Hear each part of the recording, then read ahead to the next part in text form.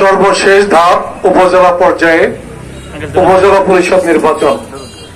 এখানে আমাদের বেছে নিতে হবে আমরা কার কাছে গিয়ে বসতে পারবো, কার শরীরে দুর্গন্ধ নেই, কার কাছে গিয়ে আমার সমস্যার কথা বলতে পারবো এবং সমস্যার সমাধান করে দিবে, এরকম একজন মানুষকেই কিন্তু আমাদের বেছে নেওয়া দরকার।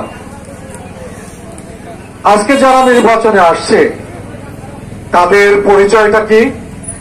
তাদের পরিচয় এই লতিফ সিদ্দিকীর ছোট ভাই।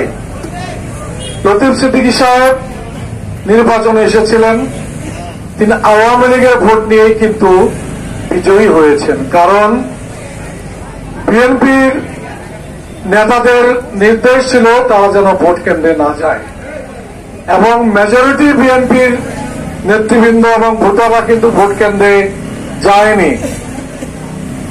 2-4 জন যাও গিয়েছে, তারা শুক্লাকে ভোট দিয়েছে, আপনারা দেখেছেন। তার মানে বিএনপিরা অন্য কাউকে ভোট দেয় নাই, বিএনপিরা কেন্দ্রে যায় নাই।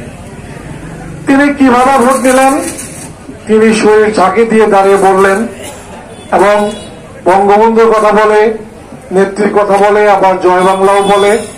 তিনি বলেছেন, আমি তো বড় আওয়ামী লীগার, আমি নির্বাচিত হবার পরে বঙ্গবন্ধু কন্যা শেখ হাসিনা আমাকে আবার আওয়ামী লীগে ফিরিয়ে নিবেন। শুধু তাই নয়, আমাকে তিনি প্রেসিডিয়ামের মেম্বার বানাবে, মন্ত্রিত্বও দিবে। এই সমস্ত ভোগাস কথা বলে মানুষকে বিভ্রান্ত করে আওয়ামী লীগের কাছ থেকে ভোট তিনি লুট করে নিয়েছেন। আর কি করলেন? লুট করে নেবার পরে, বিজয়ী হবার পরে যে কাজগুলো তিনি শুরু করেছেন, ইতিমধ্যে কালিহাতীর মানুষ ত্যক্ত এবং বিরক্ত।